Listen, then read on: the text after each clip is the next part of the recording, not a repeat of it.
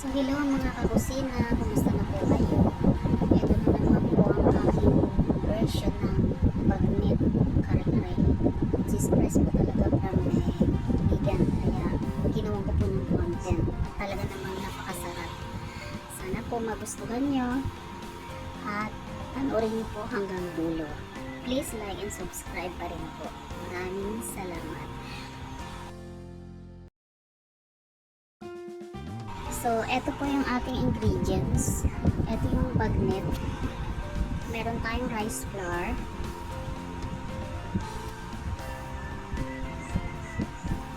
Talong at sitaw. Kasama ang pechay.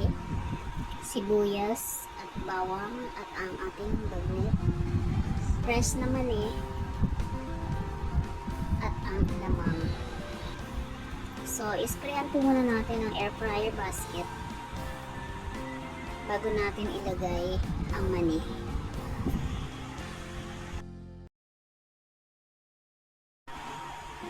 Mas masarap po kasi pagka in-fryer natin yung fresh na mani para pag ating tinunaw o ating grinaw ay napakabango. Ito na mo siya, salin natin siya sa bowl saka palamigin ng konti. At ilagay natin siya sa food processor para gilingin ito ng pinong-pino. At eto na po siya, napakabango. Sunod naman nating ihanda ang ating pechay. Alisin lang ang dulong puti nito na matigas.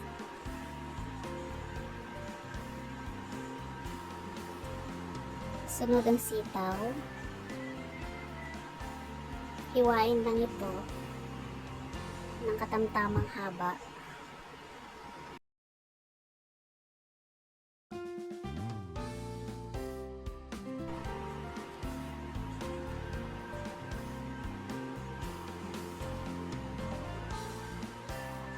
Sunodin natin ang talong. Hiwain din ito ng maliliit.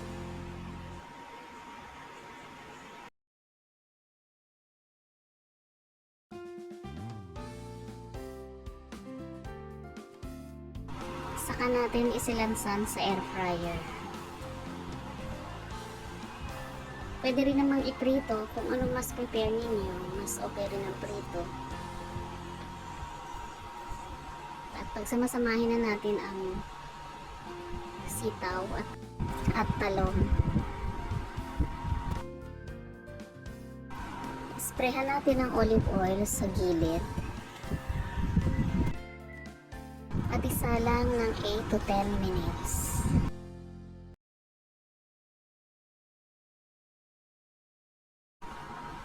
Saka natin itabi sa plato. Half cook lang yung pagkakaluto ko kasi mamaya paglagay ng sauce, maluluto rin itong mga gulay na ito. Ito naman yung second batch dahil maliit lang ang ating air fryer basket kaya ginawa ko siyang dalawang salangan.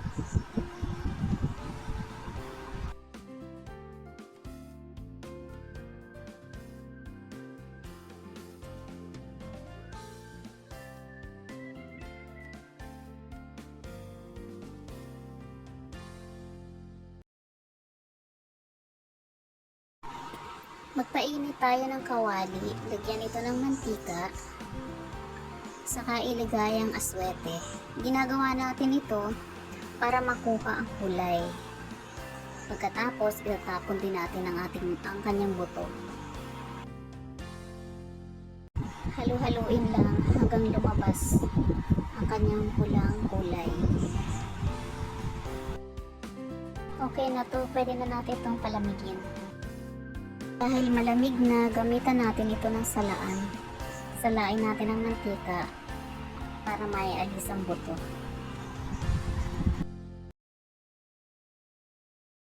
Magpainit uli ng mantika. Ilagay ang sibuyas. Halu-haluin natin ito ng bahagya.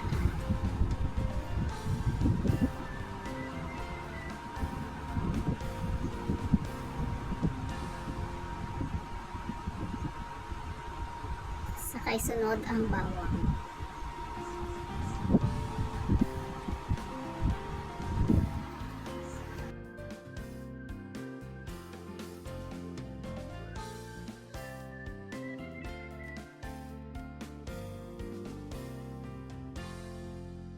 At kung ito'y gisado na, ilagay natin ang ating alamang. Hinugasan ko ito ng 3 ulit dahil alam ko lahat ng alamang ay napakaalat, pero still maganda pa rin yung kulay niya. Saka lagyan natin ito ng suka. Ito rin ang dahilan para maalis ang konting lansa ng alamang.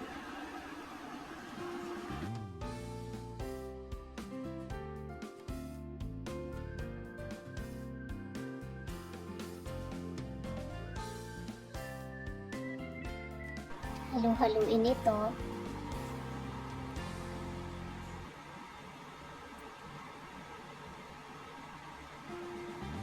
Sa katakpan.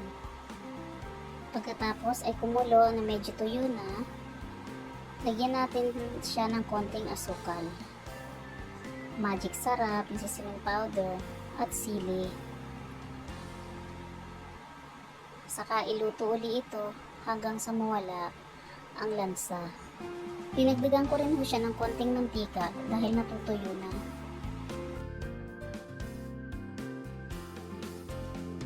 At ayan, luto na.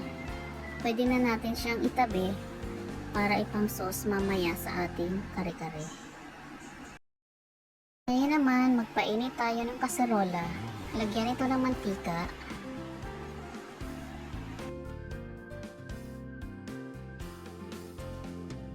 At saka ilagay ang sibuyas. Halu-haluin lang ito.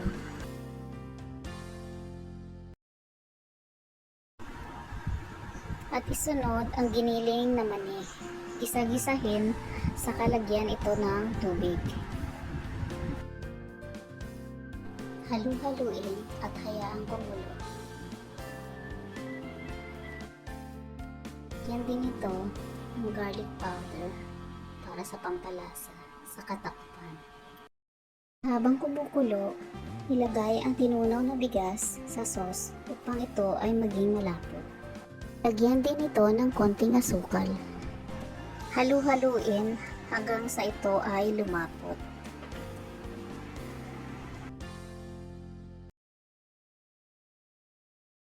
Lagyan pa natin siya ng konting tubig dahil masyado itong malapot. Saka dahan-dahanin haluin. At kapag ganito na ang consistency niya, pwede na siya. So medyo okay na ito, maganda ng lapot, maganda ng kulay niya. Ganon din ang lasa, masarap na. Halika at galain muna natin itong bilihan ng mga bagnet dito sa vegan.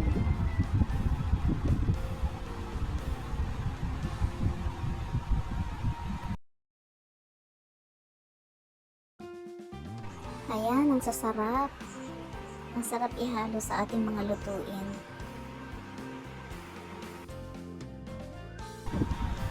At eto na, ilagay natin sa air fryer para lalo pa itong lumutong.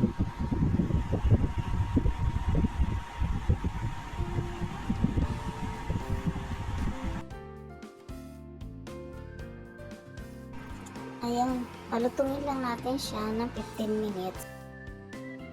Na siya napakalutong. Itabi na muna natin at palamigin. Now, balikan naman natin ang sauce.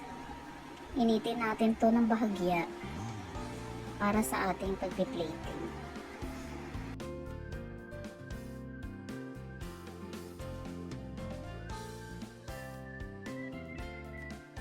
Ayan, ilagay na natin yung sauce sa kanyang mga gulay.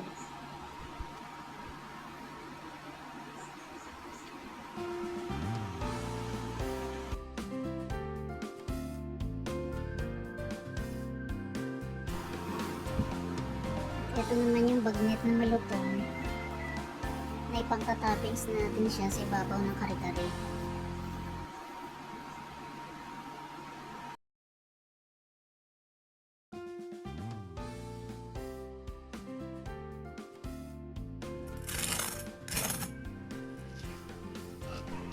Hiwain natin siya ng liliit or manipis para itong toppings natin sa ating kare-kare.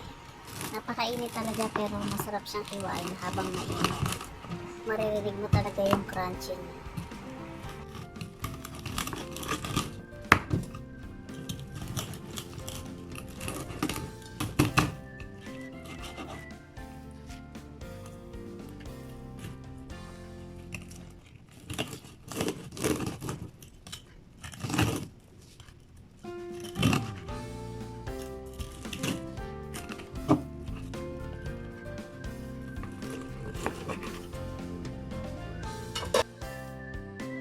Saka natin ilagay sa ibabaw ng kare-kare sauce at gulay. Ayan, ready na. Ready na tayong kumain. Pero ang pwede ko lang kainin ay ang gulay. Healthy naman siya. Ayan, kain po tayo. Maraming salamat po sa panonood. Pero bago po ang lahat, naiwan ang ating alamang. Eto na siya. Kaya, masasabing perfect na talaga ang ating kare-kare. Thank you po and see you on my next one.